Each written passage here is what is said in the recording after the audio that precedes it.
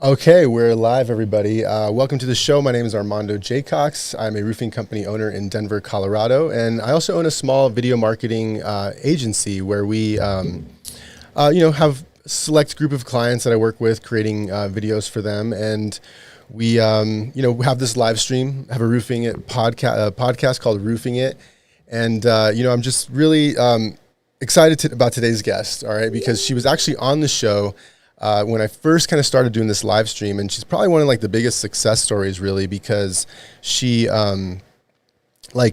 took what we talked about and she got contacted by people to like speak about like working with finance companies and how like roofing contractors can work with finance companies, and they can they can instead of getting paid by insurance or working for like insurance proceeds type thing, they can work with finance companies and then let the homeowners kind of work with the insurance companies. So she's taken that to a whole nother level at this point, and we're going to talk about it today. And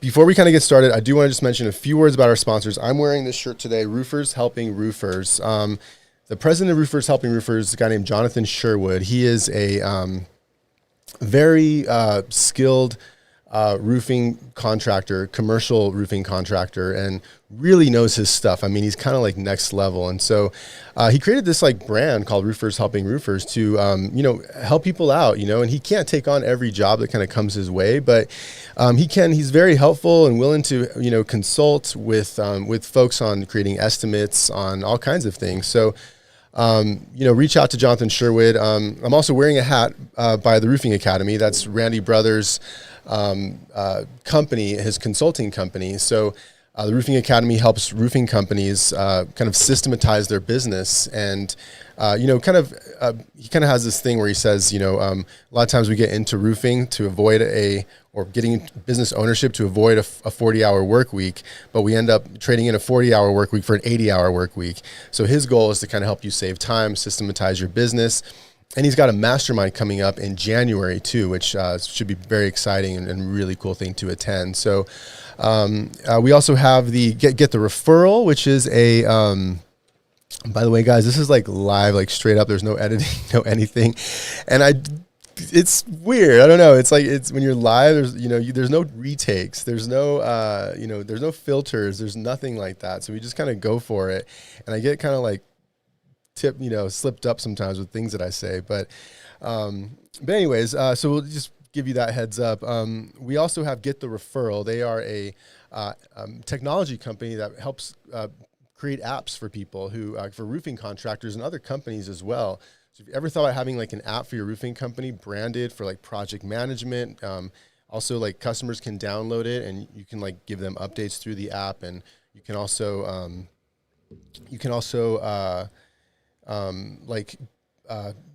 they can send you referrals through the app. That's kind of the ultimate, that's sort of the main purpose of it. So reach out to Get the Referral. The next sponsor is Commercial Roofing Academy, and they actually have they have an event coming up the end of this month. So they're doing a mini conference type thing. I like to call it a retreat, really. It's kind of a very intimate educational experience if you're looking to get into the commercial roofing business. So, those are our sponsors. Oh, sorry, one more. LMC Exteriors, also a guy named Jay Elmer is the owner of LMC Exteriors. I know he's working hard over in Louisiana, doing roofing jobs, commercial roofing jobs. So he's a great resource too, and he wanted a sponsor just to kind of get his name out there in case roofing contractors are looking for, some kind of like someone to collaborate with on jobs, on larger jobs. So with that being said, let's kind of jump into the show.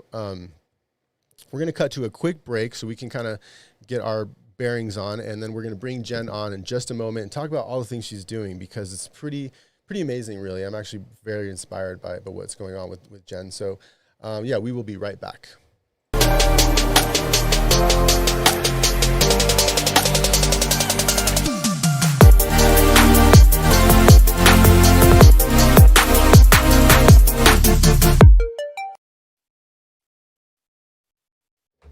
Okay, Jen, can you hear me? I can. Can you hear me? Yep, I can hear you too. So cool. We're just going to a quick commercial, and then We are back. We're live.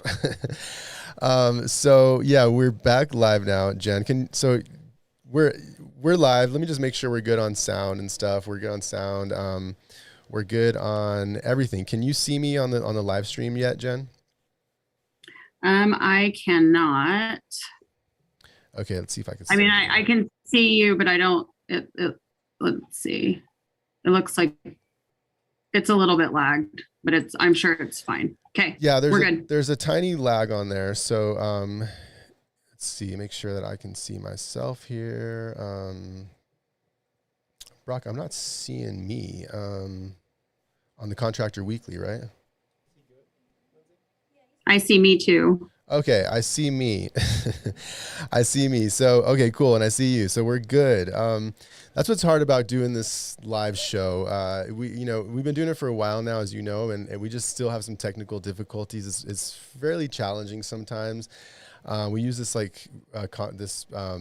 this software called OBS, Streamlabs OBS, and it's very robust. It has a lot of like really amazing features to it, but there's definitely a learning curve there. And even though we've learned quite a bit, it still trips us up. So anyways, enough about that, Jen. I wanted to say welcome to the show and thank you so much for coming on. Well, thank you. I appreciate it. Obviously, I feel like everything kind of got started after our podcast back in July, and I am eternally grateful for the opportunity that it has provided me going forward. So thanks for that. Yeah, I'm really, I'm so happy to kind of just be a part of that. And it is, just one second. It's kind of amazing the way the internet can work, and kind of get your name out there to kind of start, changing things and making an impact. And so, I did get your backstory as well. And so I kind of wanted to dive in a little bit into, like, you live in Utah, right? So I do live in Utah. And your company's there, you're based there. Like, that is a very big Mormon community, right? I mean, I want to say probably 90% Mormon. Is that right? Well, I think recent statistics are probably closer to 50-50. Now, I think the statistics consider the people that consider themselves still actively involved in the church. As far as people that maybe grew up in the church and have chosen a separate path, I don't know numbers around that, but the influence of the LDS culture is still very strong in Utah. Yes. So, and you are not a member, right? You are a member? I guess I got it seemed like you were not. No, I am not. My views on religion, even though, everybody is entitled to their own opinion. I don't know that there's a right or wrong way. And we were all raised differently with different faiths and different beliefs. And it's not my job to decide if there even is a right. And so I have a lot of respect for any religion, and especially being in Utah, I actually appreciate the influence that the church has on the culture and that it's family oriented. It's still pretty safe here. I don't know that you can go a lot of places and your kids can still kind of run in and out of the house and go to the neighbor's house and get popsicles, and it's, you're not worried. You can yell down the street and kids still come running. It's kind of like a scene from the 80s in a lot of ways. Yeah, that's exactly how I grew up in the 80s. Nowadays it's definitely changed. I feel like when kids go out and play, at least in Colorado, there's still parent supervision. I feel like we don't see a lot of just kids on their own for the most part. But yeah, that is really cool that, like, that's kind of the culture there, is just kids can kind of go out and play and you don't worry about things too much. And I know with so I don't know if you knew this, but my spouse, my wife Annie, she grew up Mormon. And so I'm pretty familiarized with it. My in-laws are Mormon. My brother-in-law served a mission. Both my brothers-in-law served missions, and one of my brother-in-laws is getting married in the temple here really soon, like in the next month even. And so I don't know. I feel like I have a better understanding of that culture more so than your average person. And there's so many misconceptions about it. And I feel like, when in that story, it was really cool that you mentioned how when you were going through some really hard times, like the church members actually came and did a meal train for you. Would you tell us a little bit more about kind of what was going on there? I mean, you had some really difficult experiences as far as like health issues and surgeries, and your son. Yeah. What was going on there? Before living in Utah, my ex-husband was stationed in Okinawa, Japan. And so we had been out of the country for 4 years, and major medical stuff doesn't tend to happen unless it's an emergency if you're stationed overseas. So shortly after we got back to the States, I ended up being scheduled for a surgery. I had a hysterectomy, and it was probably maybe 2 to 3 weeks after we got into our home. We didn't know anybody. I have no family here. And the church arranged meals, and the ladies came by and helped with kids. And they did all kinds of just wonderful things to support our family. And then it was probably 2 or 3 months after that, my son had a minor heart surgery. And again, we had cookies in our home, and he had stuffed animals and, all kinds of things to just make us know that we weren't alone, and that there were people there to support and help if we needed it. And my experience of, anybody, in a ward in neighborhoods that I've lived has always been great.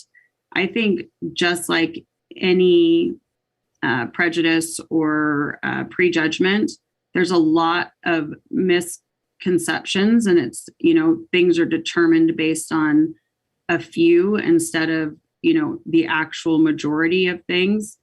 And I've just never experienced what I think people would assume or believe that it's like to live in a predominantly LDS culture. Yeah, it is different. I know, I don't really know that much about like the actual beliefs and stuff, but there's definitely misconceptions there, and I think, my experience with the LDS culture has been like, they're just really good and kind and, accepting. And, I think a lot of religions have views, and they have like sort of like, loyalty to those views, or not loyalty, but just a faith in those views. And they don't necessarily, and sometimes that appears to be sort of like potentially closed-minded type stuff, but I think so it's more just because they believe in something and they're not going to believe anything else, because there's so much faith there and stuff. It sounds like you've had good experiences there, and you've obviously continue to live there. Are you in like the Salt Lake area, or are you in one of the suburbs? So my office is in Salt Lake. I live north in Roy, which is about 30 minutes. But the majority of the business that we do is in, Salt Lake, Utah, Summit, Davis, Weber County. So almost, I want to say it's like 80% of the population of the entire state is up in this area. Because once you get past Payson and south, there's not a whole lot between that and St. George. So. Gotcha. So you're all over the map in the Salt Lake area. I know I've been to Salt Lake many times, and it's definitely a mixed culture there. But actually, let's kind of move beyond that, because then you kind of like, let's jump into like, I guess I wanted to get a little clarification, because you kind of got into business with your ex-husband at first, right? Or was that somebody else? No. What happened was I got divorced in 2016, and I had left my career. Like I said, we'd moved to Japan, and I raised kids, and like, a lot of moms do, especially military wives. And I found myself, again, at a place where I had to start over. I was a single mom. I really didn't know very many people in Utah. We hadn't been here very long. And I hadn't worked. And oftentimes when you're a single mom, you either know the people in your neighborhood, or when you're a stay-at-home mom, the people in your neighborhood, or if you have a job or do something like that, that's where you can mingle. But I didn't really have that opportunity. So I went back to waiting tables because my 20s, I was a restaurant manager, district manager, and ultimately an area training manager for a grocery store chain. Waiting tables is easy, it's flexible, and I knew I'd meet a lot of people. I decided I wanted to get into outside sales. That's a super flexible career for a mom. But it's also scary, right? I think anytime as a woman, especially, maybe not so much for men, I can't speak for you guys, but as a woman, knowing you're the sole provider and all of the emotions that go along with that, it's scary to put yourself in a commissioned position, or at least it was for me at that time. And especially when I didn't have experience doing it in the past. So I decided construction seemed pretty stable, and that made a lot of sense. And now I had to figure out how to learn construction because I had never been in construction. Somebody had told me that a lot of the construction owners in Utah hang out at country clubs. And so I decided to get a job bartending at the country club up in Ogden to try to meet as many owners as I could. I knew if they talked to me and I built relationships, then I could explain my resume and explain my skill set, and I would have more of an opportunity to be able to get into the industry than I would just walking in the door to somewhere and apply. So I went to the country club in Ogden in, let's see, when was that? The summer of 2017. In September, SRS hired me to work the front desk at one of the local supply houses here, Roofline. And I am so grateful for that opportunity. I mean, it was tough because I went, inside and I was hourly, and it was, definitely different than what I had really ultimately wanted to do, but I knew it was a stepping stone and an opportunity to learn about the industry. I got lots of training through different manufacturers. I was able to roofing company owners in town and build relationships there. And then there was some shift in management in May, and ultimately we ended up, they ended up downsizing and let me go. And here I am again going, okay, what's next? How am I going to make this work? I made a couple phone calls and ended up getting a few different job offers, some with other supply houses doing outside sales and a few different roofing companies. I ended up taking a job with a local roofing company as a sales manager.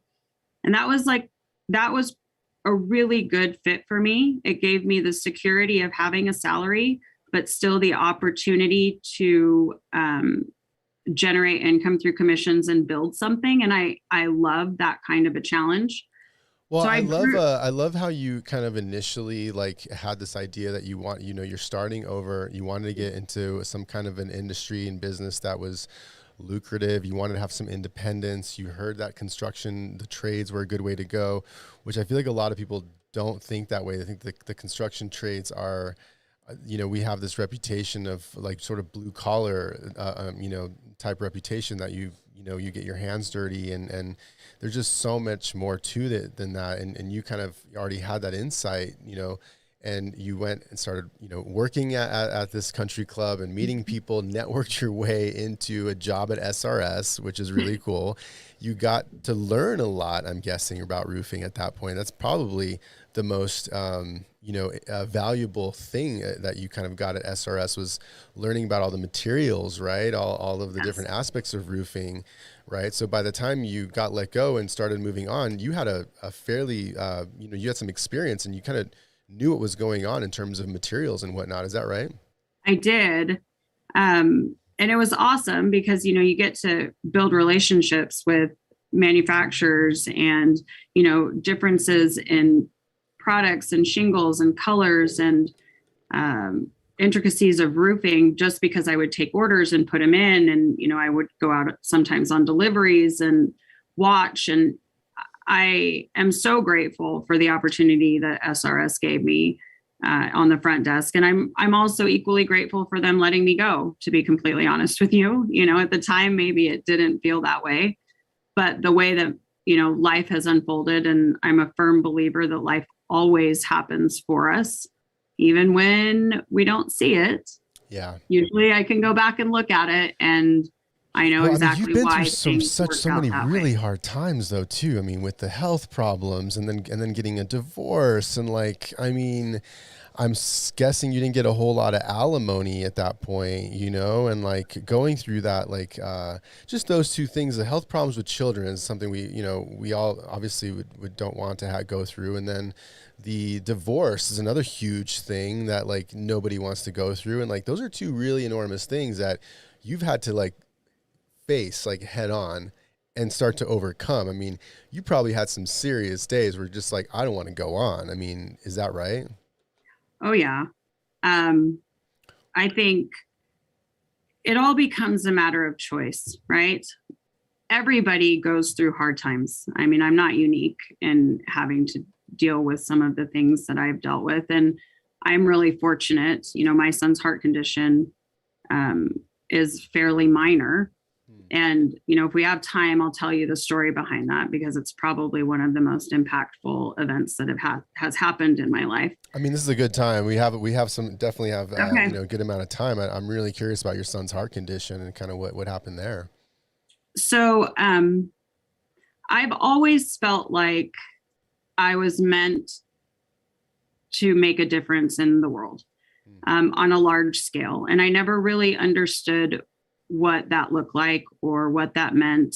I battled a lot of self-worth issues from childhood and from, various relationships that I chose that validated my opinion of myself at that time. But I still always had this pull towards, needing to make a difference. People gravitated to me.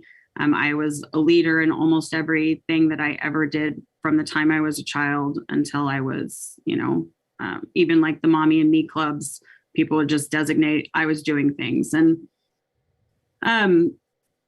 but I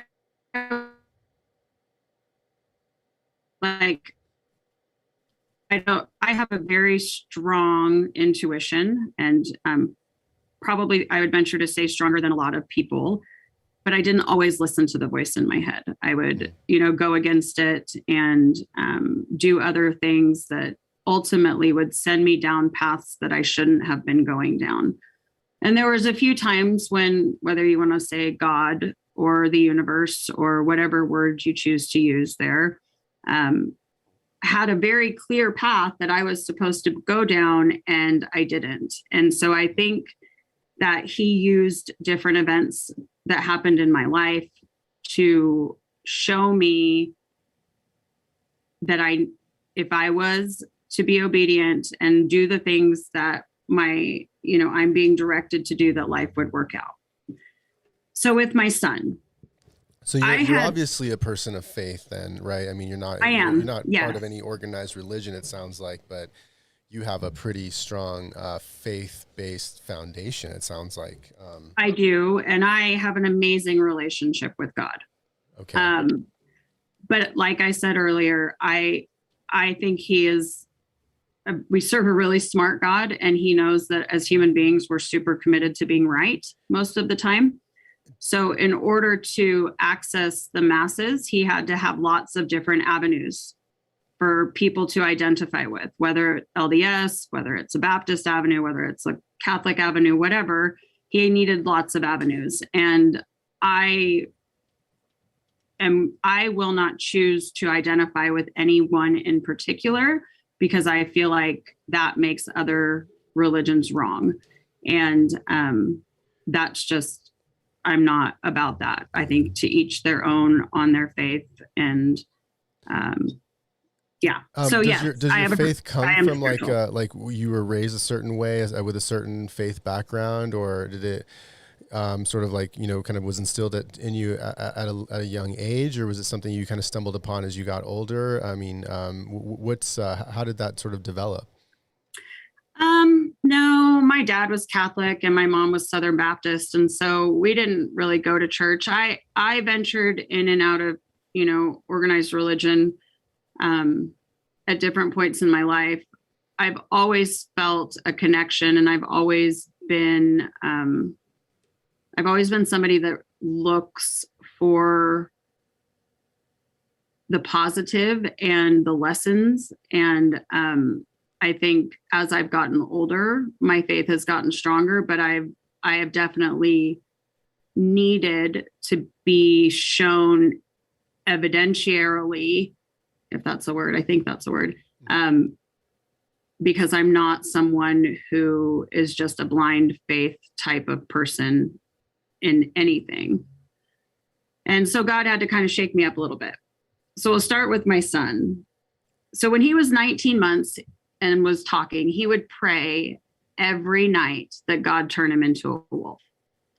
And we would kind of laugh. And he was obsessed with wolves. Oh, wow. I mean, his entire room was wolves. His bedspread, his stuffed animals, everything. And he'd run around the house and be a wolf. And at bedtime, he'd just pray that God turn him into a wolf. And it was the cutest thing ever. I have four kids, and I had 2 girls before him, and I had 1 girl after him. So he was my only boy, and he just loved wolves. So fast forward about 6 months, I'm laying in bed with him and his sister, who was a newborn at the time. And I wake up to the sound of his heart beating. And his heart is beating so fast that I can't even count. It's just going it's like a constant buzzing sound. So we're in Japan, and so it's a little bit difficult to just call 911. I pick him up and put them in the car and rush to the emergency room. Mm-hmm. And they put the first pulse oximeter on him, and his heart rate was 286. The doctor's like, well, that's not possible. And I go, well, it might be. I mean, can you feel his chest? It literally feels like it's beating that fast. And he goes, no, you can't sit in and not be doing anything and have a heart rate of 286. And I'm like, okay. So they go and they get 2 other machines, 280s. They decide their machines are broken, and essentially give him some Motrin and send us home. A couple weeks after that, we had our first episode of him passing out, and he got hurt and his cry changed, and all of a sudden he passed out. And this happened a couple times. Yeah, that's kind of terrifying. It was really terrifying. And I would take him to the doctor, and they would tell me there was nothing wrong with him. And they would tell me it was in my head, or that he was hyperventilating. And I'm like, look, this is my 3rd kid. Like, I'm not, this is not my first rodeo. He's not hyperventilating. There is something going on. And I almost got arrested really? For arguing with a military officer, because, things are a little bit different. And I didn't want to put my husband's career in jeopardy. And so ultimately things just kind of were just left unsettled. There was no solutions. It was according to the military doctors in my head. And I was just waiting it out until we got back stateside. But he still was praying, that God turned him into a wolf. And he had little pointy ears. And, when kids' canines come in, they're super sharp. So he'd wake up in the morning and he'd be like, God, he's like, Mom, God's listening. God's listening. And I had such huge fears that this would be his first experience of asking for something from God and him not getting it. And so I would say things like, well, buddy, God answers the prayers that he needs to. He doesn't always answer the prayers that we want him to. And if he doesn't answer the prayer, it's okay. It doesn't mean he doesn't love you, or it doesn't mean that God doesn't exist. It just means that that's not your plan. And we had, conversations about it every once in a while. And we moved to Utah in September of 2014. And my ex-husband and I were carrying groceries into temporary housing. And if anybody's ever move to a location and you're going to the grocery store for the very first time and you have little kids, you can imagine it's a lot of groceries.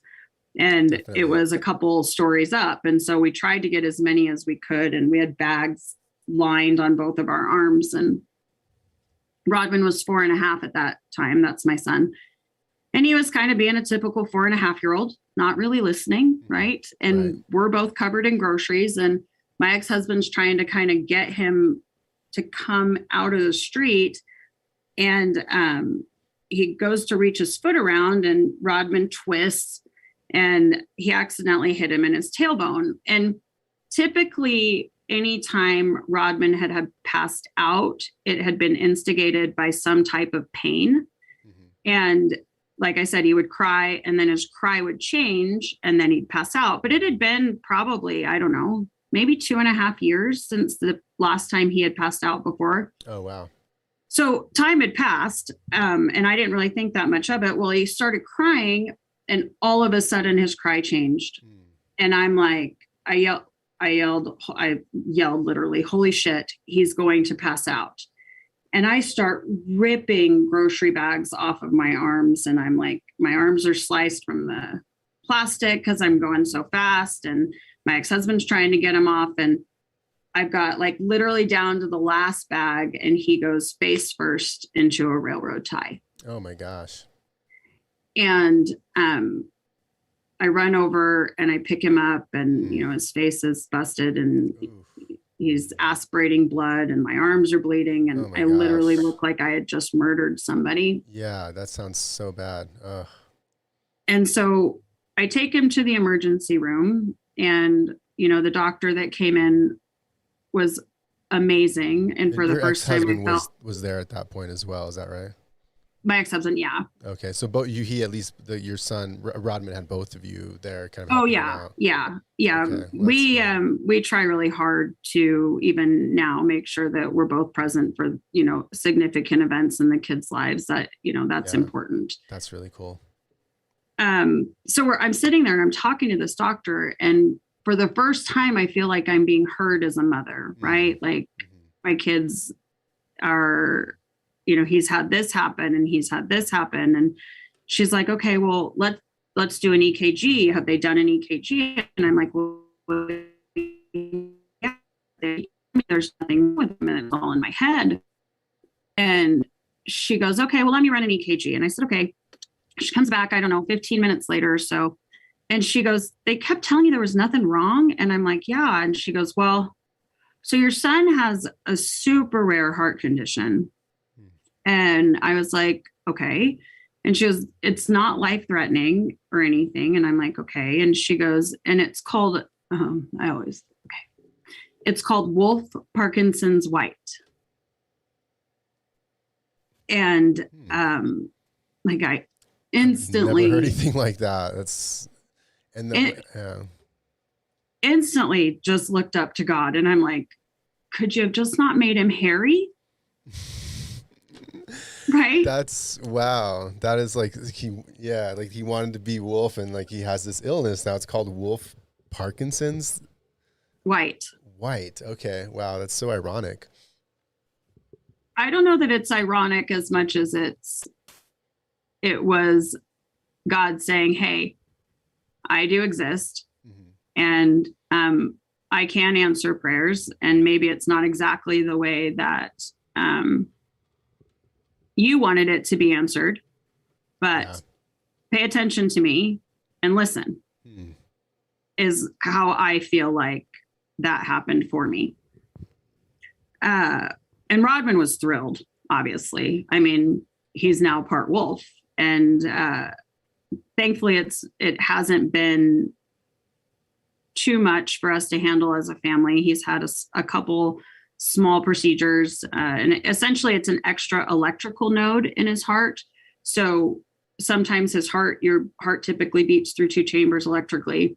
And when his switches, it can just go in one chamber, which is how it could get up to 286 beats a minute. Okay. It all makes sense now, right? But when he went in for his first surgery, he said to the medical team, he said, hey, you guys can take the Parkinson's White, but you have to leave the Wolff. because I am part wolf. And that's just kind of always been a big thing in our family.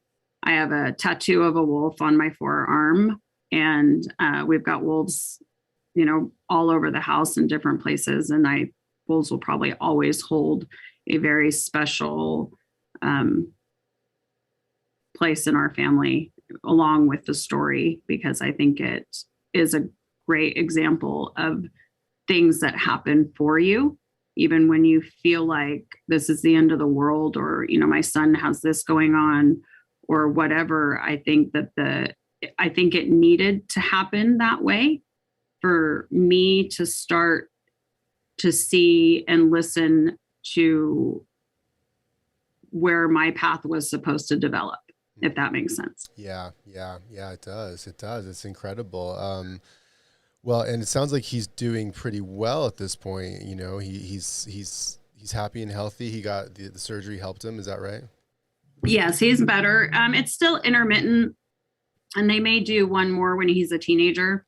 Typically, they don't do any ablations until they're teenagers, so that their heart has time to grow. With him and his passing out, he was considered a little bit more severe, so they did try to fix it at 4.5. But it's really hard to get, a cauterizer on a small electrical node on a heart that is that small. But it isn't constant anymore. And he hasn't had any episodes in a really long time. So he played football this year for the first time, which he was pretty excited about. Wow. Yeah. I mean, health problems with the children are just the most heartbreaking thing, I mean, and it's heartbreaking in adults too, but children especially, just because they're so innocent, and they're, they just don't, just having something bad happen to someone so innocent is just so heartbreaking. But I'm so happy you're kind of getting past that and getting over it. And so, you end up experiencing more challenge with things not working out with your husband, but can you kind of fast forward? We can jump back to this. Yeah. You kind of starting as a sales manager, and absolutely. Is that where you started to learn about the finance companies and using finance companies in lieu of doing work for insurance proceeds, or was that after that? So the company that I worked for did offer where I learned about financing and how to bring that into a retail model. But they still did work the same way that, the majority of the nation does work, uses Xactimate, negotiates and supplements, and then waits. And when they went out of business at the end of 2019, I mean, they had a huge accounts receivable in that model. So we'll fast forward. Why did they go out of business? How do you have so much account receivables and then still kind of go out of business? What happened there? It was a legal thing. It really didn't have anything to do with the financial side of the business so much as it was just a legal thing with the owner. Gotcha. Okay. So, yeah. So then that happened, and then you were sort of in a situation again where you were kind of starting over in a sense again, right?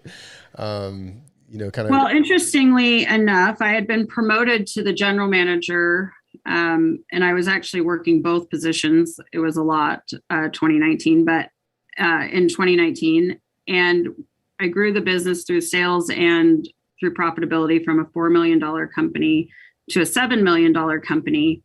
And I had gotten my general contracting license in September, and I was looking to replace the qualifier on the business. And so I had already done everything. And when we found out that the business was going to lose their license, Doppel pretty much said, well, why don't you just start your own company? And I'm like, well, why would I've never thought about owning a roofing company. I don't know that that's my dream. Yeah, definitely. But naively, I thought, hey, it's not any different being a GM and being an owner. Naively, I will emphasize once again. I can relate to that actually quite a bit personally, because I was also a sales manager in my previous company, and I sort of, even though I had a lot more money than you saved up, I still naively thought that it was fairly similar, and I was, had a pretty rude awakening that first year, and it continues to be a pretty big learning challenge, and so yeah, you kind of, it sounds like, ignorance was bliss to a certain extent. I know it was for me, kind of jumping in initially. Was that kind of how it was for you? You just sort of, started just jumping in type thing? Yes and no. I mean, I had like in my 20s, I'd been in restaurant business and a general manager and, operated through a P&L. And so I understood probably more from a business side at that point than I truly understood on a roofing side even. So it wasn't that so much as a challenge. And we spent 2020, my company opened in December of 2019. I did not know, obviously, that we were about to hit one of the craziest years that any of us have been through as far as, dealing with the pandemic and, what does that look like to start a business in the middle of a pandemic? Yeah. So I am really fortunate that we were able to transfer some of the contracts that the other company had signed and complete work for 2020 in order to just kind of sustain and keep growing. It really wasn't until the beginning of this year, because the owner and I, the other company, did ultimately get engaged, and we ended our relationship in January of 21. And so that is when I was really like, oh no, what did I do? Yeah. Am I capable of doing this? Okay, because you started it originally with him. He was experienced. Well, not with him, no, but he was winding down his company. I started it by myself, but I knew if I needed something, he was there, sure. right? Like I could always go and talk to him or ask questions, or I wasn't alone. He had a lot of other things that he was dealing with his own company. But really it was just that feeling of not being alone. Like I had backup, or, I had my pocket expert because he had been in roofing forever. Yeah. So it really wasn't until we split up in January that all of the fear around, oh my gosh, how am I going to make this work? And am I capable? And do I have the knowledge that I need to be successful and have integrity and put, quality project and quality assurance inspection? I really know everything that there is to know. And I didn't think I did, I'll be honest. I mean, I was ready to throw in the towel in February. We didn't have any money. My ex was not able to pay us for the deposits, or some of the deposits on the contracts, due to other stuff going on in his life. And I didn't have a building anymore because I had subleased a building. I didn't have any vehicles because we had subleased vehicles. So, in February, I'm going, I got nothing but a team of people who, for some reason, believe in me and, are willing to do whatever it takes to build this company. And I made a decision that I wasn't going to let them down and that we were going to figure it out. And then, the second round of PPPs came in, and, that gave us a little bit of a cushion, and I was able to get a building, and they were selling, and wow. I went to social media, and that's kind of when my social media journey started, March of this year. Gotcha. Wow. That's pretty amazing, Jen. So I'm just trying to digest all that, because it's been a long journey for you. You've been through so much. I don't know. And I can relate to a lot of it as well as a fellow roofing company owner, with the challenges, especially through the pandemic. I mean, that was pretty crazy time. It still kind of continues on because, the pandemic hasn't just sort of gone away. We're still dealing with quite a bit of COVID, issues. And so, but, I can definitely relate to, kind of being in January, like what is going to happen here, when it was more like for us, like kind of in March when I was really in that like pretty fearful state of like what's going to happen. We kind of weathered the storm and kept things going and things like that. But you know, in Denver, we count on hail, and I think that's one of the reasons I like. And we haven't had much hail really in the last couple of years. So it's been extremely challenging. There's roofing companies, you know, closing down all around us really. And so, you know, I think that's one of the reasons I liked your approach so much when I first heard about it. Cause I had thought of that kind of approach, and I know it's been sort of a buzz kind of going on. People talk about it in the roofing industry over the years, but I don't think anyone's really been doing it the way that you have. Like you kind of like, is like that approach as far as like telling folks, let's work with the finance company or cash, right? And then you just hold on to the insurance proceeds. Is that kind of the foundation of your business now? Or do you also kind of mix it in with, we'll work with the insurance company and cash jobs? Like, can you expand just, you know, a bit on the foundation now? Yeah. So I was an advisory board member for the APA, and I have always been an advocate for consumers. And so I had generated a name for myself as someone who understood insurance related work. So when I started my own company, I personally was still getting referrals for insurance, but I hated the process. I hated the conflict. I hated chasing the money. I hated being left out to be the bad guy. I always felt like as the contractor at the end of the day in the negotiating process, we looked like the bad people. Because we're, you know, trying to get the homeowners to let us agree to put liens on their property and all these other things to try to force an insurance company to pay. And I could not wrap my head around why that made sense. Plus, I couldn't afford to float an AR in a brand new company, and I knew that. So, okay, now what do we do? Well, I want to complete work. I want to support homeowners, and I think the best thing that I can do as a contractor is my job. And my job is producing the roof to manufacturer specifications, codes, and not try to do something that I shouldn't do anyways, which would be negotiate with insurance companies, because my contract isn't with the insurance company. I have no negotiating power. The consumer should be in charge of their own claim process.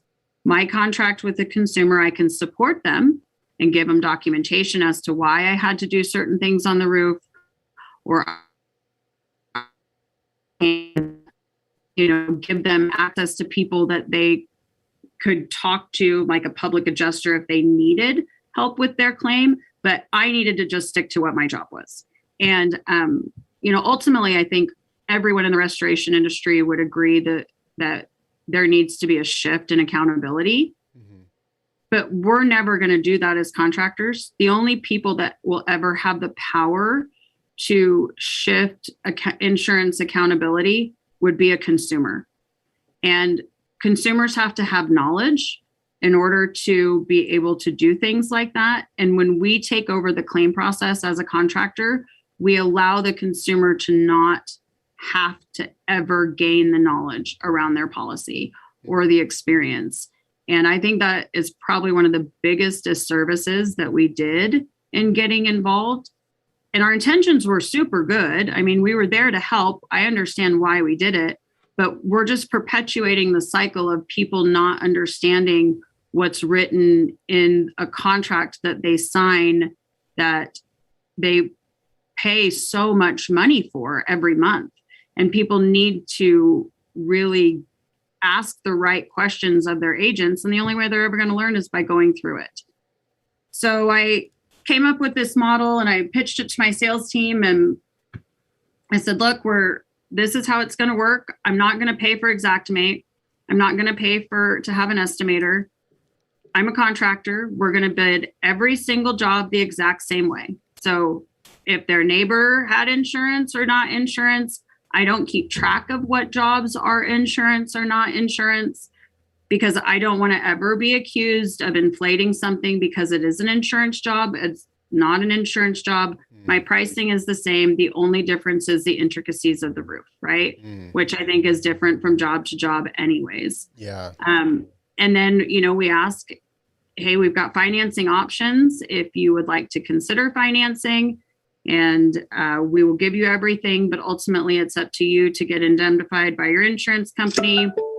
If you have questions, you can call a public adjuster and they can explain to you, or an attorney, they can explain to you your policy and what you're covered for. I am not licensed to be able to do that or speak to that.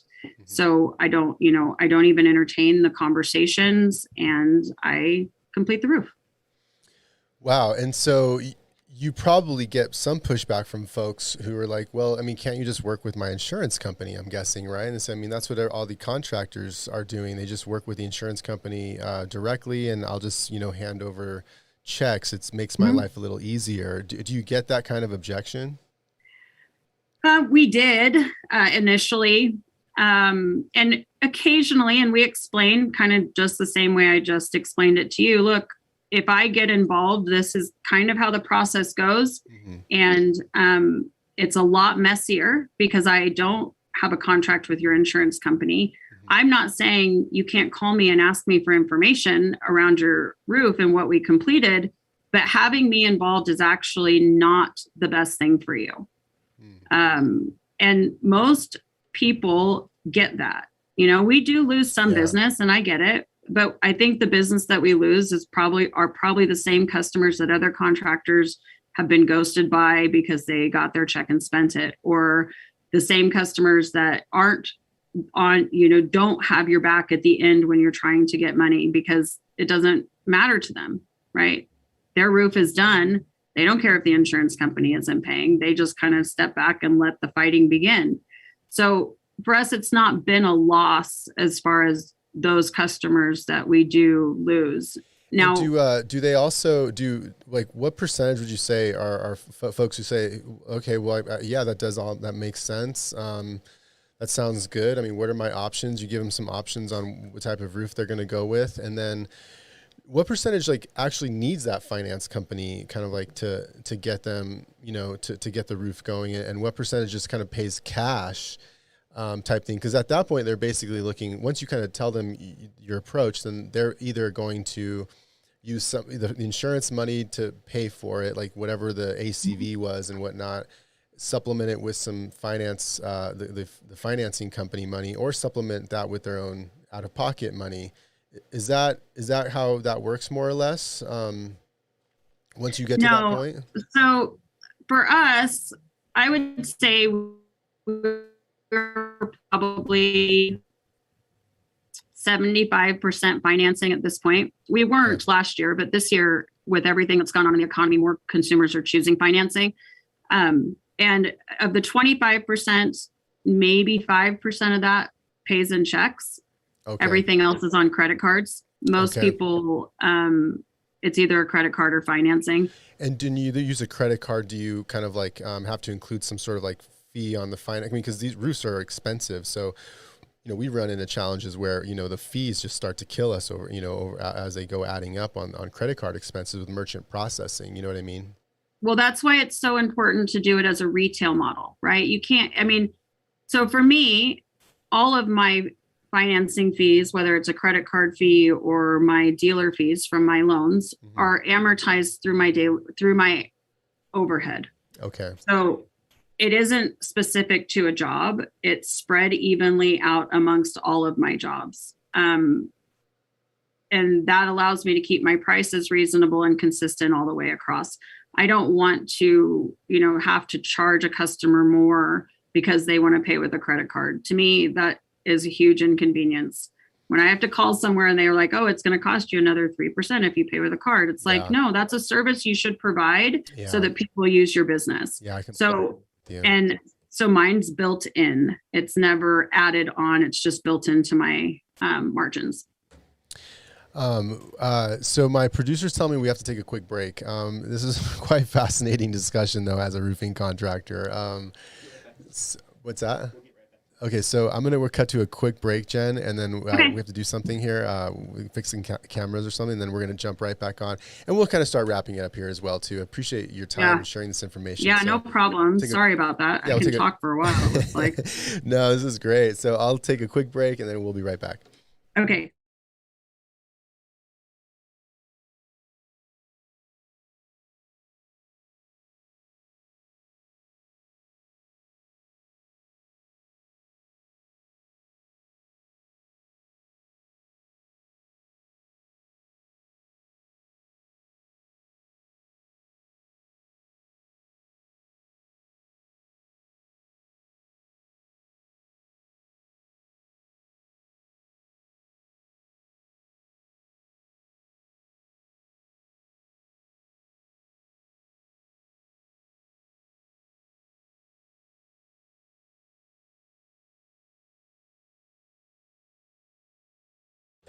Okay, so we're back, kind of following back up with this quite fascinating discussion as a roofing contractor owner, really, because some of the things you've talked about as far as like AR and like waiting on all that AR. I mean, it really hurts us a lot. Even now in our business, it's hurting us a lot.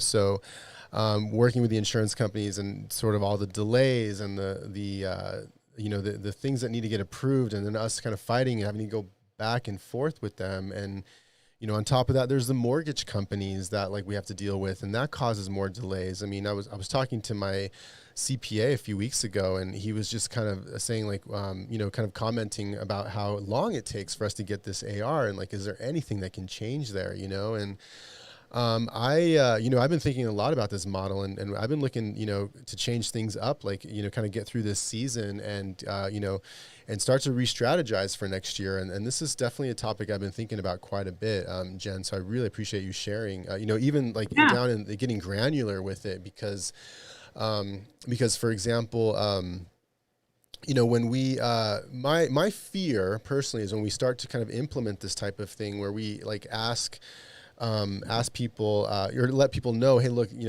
we don't really work with insurance companies. We're called, or for a retail contractor, we, this is our pricing. These are the different options that you have as far as the shingle types and whatnot. You can then, take what our estimate, you could send it to the insurance company and, talk with them about, paying for it. And then they can start advocating for themselves as a consumer. And that is really the best way. I completely agree with you. I think a lot of people would agree with you with that is the best way to go, where the consumer advocates for themselves and will get what they want, I think. Has that been your experience so far? The consumer, when they advocate for themselves by sending your estimate, they end up getting it paid for in full, more or less? Yes. I mean, obviously, I don't necessarily follow up with each customer. But I would think if they were having complications or problems or needed more from me, they would be reaching out. So it's my understanding, and I recently learned this when I actually gave my presentation with John Dye in Texas a few weeks ago, that the reason the model is actually working is because of the loss settlement provision in the policy. Okay. And I'm not an adjuster and I'm not an attorney, so I don't exactly know what the loss settlement provision is. I know Steve Patrick has posted it, but basically it says if the damage is there, right, and it's reasonable and the cost has been incurred, then the homeowner should be indemnified. Mm-hmm. Mm-hmm. The difference in my model is the cost has been incurred. They paid for it. It's done.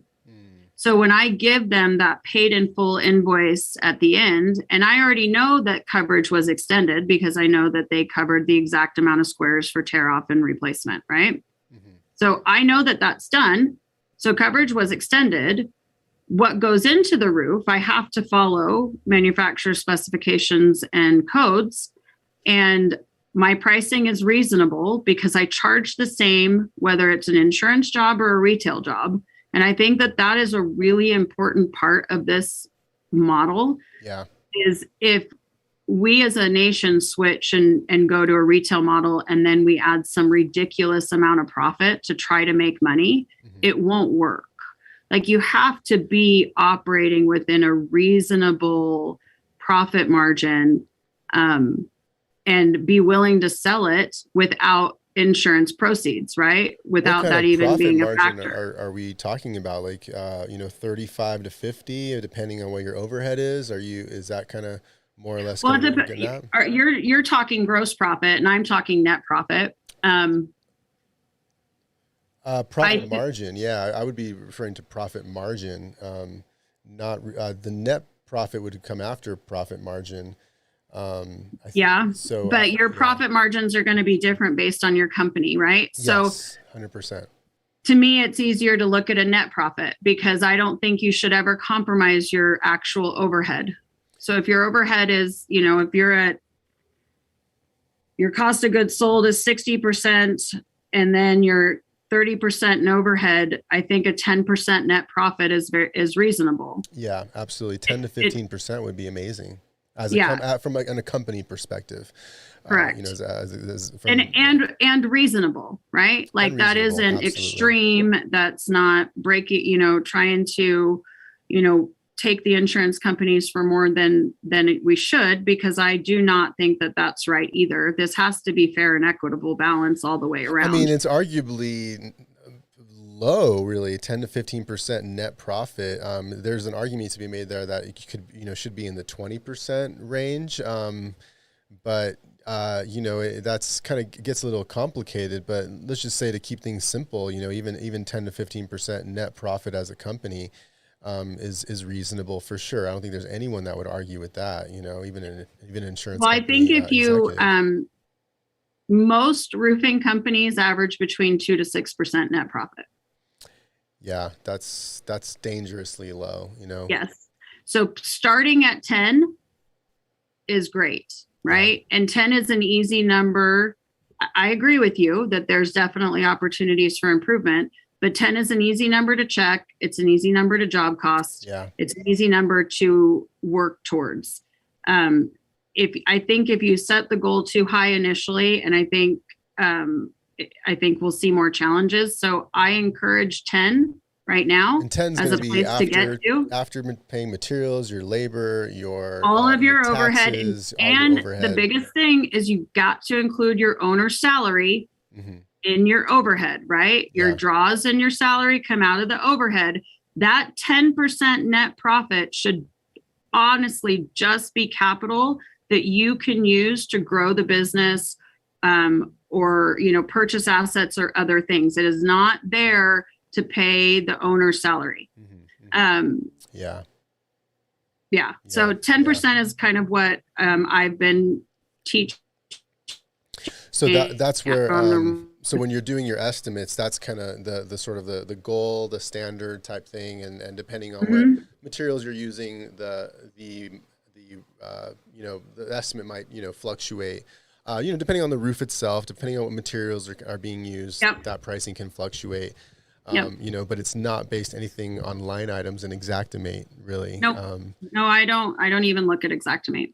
Wow. And so the first year is like 75% or so we're paying like, using, or about 75% use financing. That's correct. Supplement some of it. And then, and they just hold on to the insurance money and do whatever they want with it at that point. And this is like a real model that's working for you then, Jen. I mean, right? This is like something that you, cause I mean, when I've thought about this before, when I've first heard about it, like a long time ago, really, it just seemed like a little like far out there. And, because like, especially in my market in Denver, I mean, everyone's an insurance restoration contractor. So like, I guess my fear is that when we would tell someone this, like, hey, this is kind of our approach, they're just going to go with the next contractor who's like, don't do all that. We'll go ahead and float it. We'll wait. We'll get the job going. We'll work with the insurance company. Doing that approach is going to make your life it's going to be very inconvenient and make your life difficult, because it's a very competitive field out here. I assume it is there as well, right? What would you say to a contractor who's kind of saying that? Yeah. So you have to look at what's broken in our industry. Okay. And what's broken in our industry is the fact that restoration contractors go out of business all the time. And we don't do a good job of being available for our consumers if and when they do have problems. Unfortunately, I think that as a whole, we are viewed as roofers more as a joke than as a serious professional industry. Yeah. And a lot of that, I think, unfortunately, comes from this model, that model. It comes from the knocking the doors. It comes from, hey, we'll do it for the proceeds, which almost has a sense of desperation to it. Yeah. When things are free, we are inherently, as human beings, going, where's the catch? What's going on here? Yeah. Like, this doesn't make sense. And so I've chosen to capitalize on that, to be honest with you. I mean, what would you tell me? My pitch is like, I'm thinking of changing, right? I've been a storm restoration guy for 10 years. Like, and let's just say I'm going to go ahead and make this jump.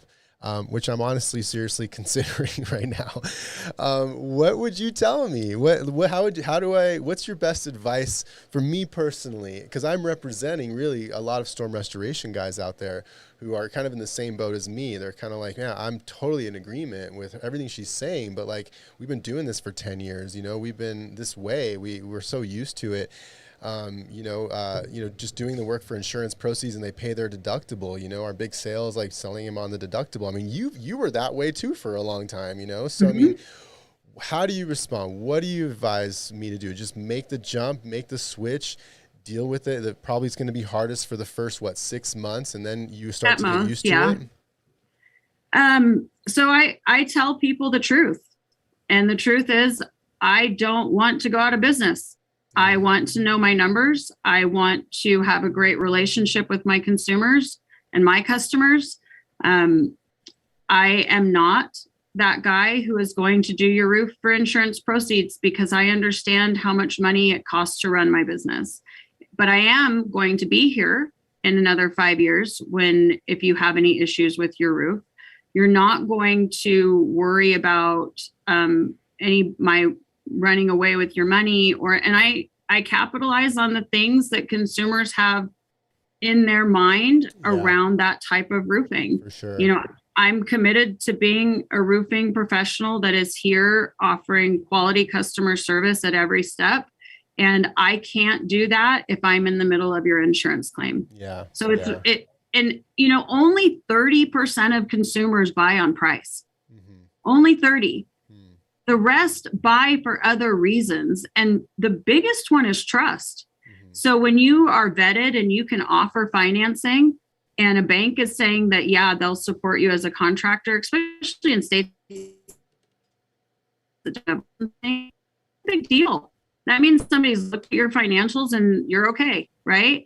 So you have to look at, why would they not want to go with you? Now you're, in the cream of the crop doing things differently, because you've seen so many of your competitors go out of business due to lack of storms and, whatever it is, or you're tired of feeling like you have to compromise on a roofing project because they didn't put drip edge on, you're trying to reuse something. I don't know. I don't know exactly what you say. You have to say what's true for you. Yeah. But you just have to be honest. People want people that they can trust. And this model provides them with a lot of trust. Yeah, absolutely. I hear you. And it is an excellent way to go, I think. We're kind of getting towards the end of our season. So I don't know, my feeling is that, kind of getting this going, start to kind of get those pieces together, start to build those relationships with finance companies, kind of going down this road of come next season and come, it's kind of springtime, we just come right out of the gate with this new approach. And that's kind of what I'm thinking about quite a bit. Lucky for you, I will have the entire model built out by then. So I'm currently working with Job Nimbus and Sumo Quote and Hail Trace to have a CRM package that's ready to go, right? You've got your quoting, your retail quoting that will be done, and Sumo Quote is integrating financing into the quote, so the homeowners can just click and apply right there when you're doing the presentation. Nice. Hail Trace, Derek has already integrated credit scores and buying, what consumers are buying or how much they're buying into the canvassing portion. And Sales Rabbit, I think, has that as well. And then, Job Nimbus obviously becomes the hub, and we're just working on making it so that anybody that wants to switch, and maybe they haven't managed things that way, they've done it through Xactimate. Here's your one package. Let me show you how to build all of your overhead in together so that expense is covered, right? Because obviously it's a little bit intimidating if you haven't, paid for CRMs or those things in the past. And then I'll show you how to roll it all into your overhead, build your pricing, add your multiplier, and send you off. Yeah. Wow, that's amazing. Yeah, I mean, we use Job Nimbus now and Hail Trace as well. So that should be, not too challenging. So all you've got to add is Sumo Quote. and you'll be ready to go and we've with the tinkered, financing option right there. Yeah, I've gone back and forth with Sumo Quote. So yeah, I think it's incredible. I love Sumo Quote as well. So yeah, I think that's really exciting. That's really exciting, Jen, actually. So I think we're going to kind of wrap it up at this point. And I can't wait to keep, staying in touch and seeing, how this thing unfolds.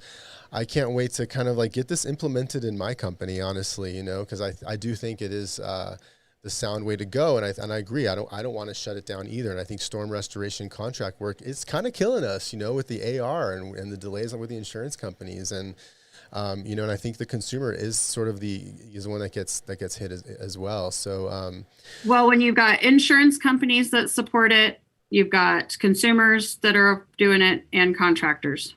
So yeah. It's a win-win-win. Absolutely. So, okay, Jen, well, thanks again. We're going to kind of jump off of the line here, and we're going to cut to a quick commercial, and then I will be back with our final thought.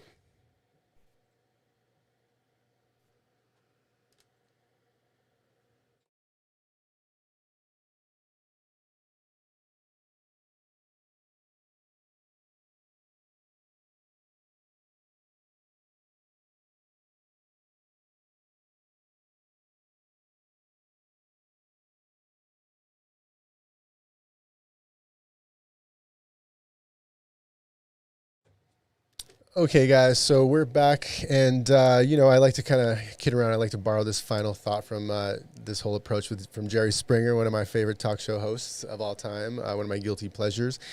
And I think what a story. Like, I just can't. I'm still sort of digesting everything she's been through in terms of the starting over several times, and the health problems with her son, and going through a divorce, and starting this company. And man, Jen is a pretty amazing person, I have to say. Very inspired at the moment. So I think for my final thought is, I just want to think about doing things differently. I think that's kind of where I'm at this point, is doing things differently in terms of I've been doing storm restoration work for the last 10 years and doing it a certain way, and so, which is basically, we'll work with the insurance company, pay your deductible, and so, we upgrade people as well to impact resistant roofing. And I think it's time for a change, in my company as well. And I think it's time for, the industry to change, as a whole. And I think, things like this, ideas like this do come around, and they start to kind of have this ripple effect. And I think I see that with Jen. So, I think, that's going to be my final thought for today is, embrace change, have the courage to pursue something that you think is right. And just keep the faith up that, things will kind of work out in your favor. So with that, I'm going to end the show. We'll see you guys next week on Mondays at 4 this time. We're going to kind of change up the time, because Tuesday at 10, it seems like people are working a lot. And so Mondays at 4, I think we'll give them a great